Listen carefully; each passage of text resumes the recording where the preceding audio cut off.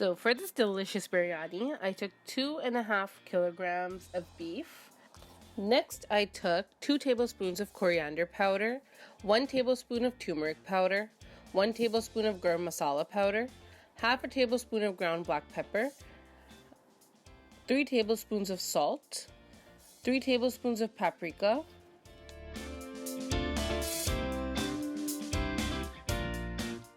quarter of a teaspoon of nutmeg and mace powder, 1.5 tablespoons of red chili powder, and lastly 2 tablespoons of cumin powder. For whole spices, I also had 4 black cardamoms, 2 star anise, 7 to 8 whole black peppers, 5 cloves, 2 small pieces of cinnamon, and 5 to 6 dry bay leaves. By that, I have about 9 medium tomatoes sliced, as well as 14 potatoes cut in half. I also used 750 grams of yogurt, 3/4 of a cup of dry plum or aloo bukhara, 1 lemon, as well as 5 small green chillies. Lastly, I also have 4 tablespoons of garlic paste, 2 tablespoons of ginger paste. So what you want to do is heat up your oil and add in your ginger and garlic. As that gets heated up, you want to add in your meat and fry everything together. Once the color changes, you're going to add in all of your spices, as well as a 1/4 cup of the aloo bukhara and the green chilies.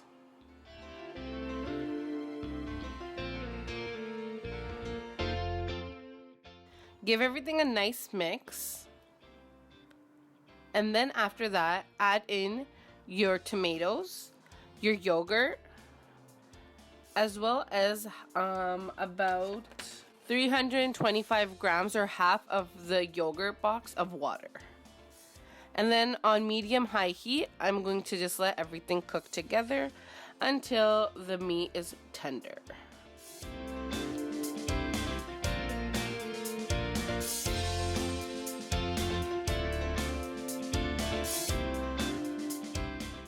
So followed by that, we're going to work on our layering portion for our aromatics.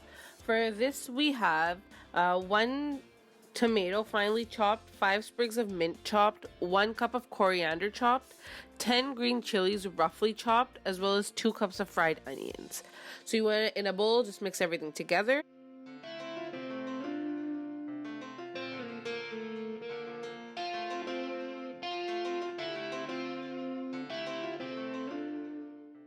And to this, I'm actually going to also be adding in my leftover dried plums or aloo bukharas. And this you can prepare ahead of time and just keep in the fridge. It's perfectly fine. Once that's done, I'm going to go back to my meat mixture. I'm going to see and check my meat. Once I feel like it's been done about 3/4 of the way, basically almost cooked, that's when I'm going to add in my potatoes. At this point, you want to make sure you have enough water to cover your potatoes so that everything can cook thoroughly. So lower the heat and let everything cook up nicely. Once the potatoes are cooked, just give it a little check. At this point, you should not have any water left in your meat mixture, so it should be like a nice gravy. Then to that, I'm going to add the juice of 1 lemon.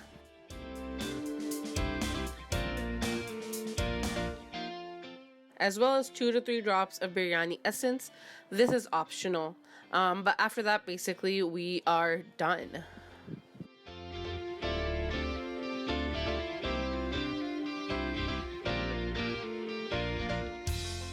For my rice, I have 10 cups of rice, which I'm going to soak for about half of an hour. Then I'm taking about 10 to 12 cups of water, bringing that to a boil, and putting my rice into it. You want to cook your rice until it's about 3/4 of the way cooked, but you can still see, once you break it in half, you can still see a little bit of the raw rice left, just so that it can cook in the remainder once we're putting it on the dum. Then you want to start your layering process. You want to take some of the oil from the masala and just layer that at the bottom. At this point, you can also use any old rice that you may have at home, just as a layering, because usually the most bottom layer does end up burning, or like you don't really eat it. So then you want to get your rice and your masala. I only like to do one layer. I feel like it's perfectly fine. So you put in your meat mixture, and then you're going to put in your aromatics mixture.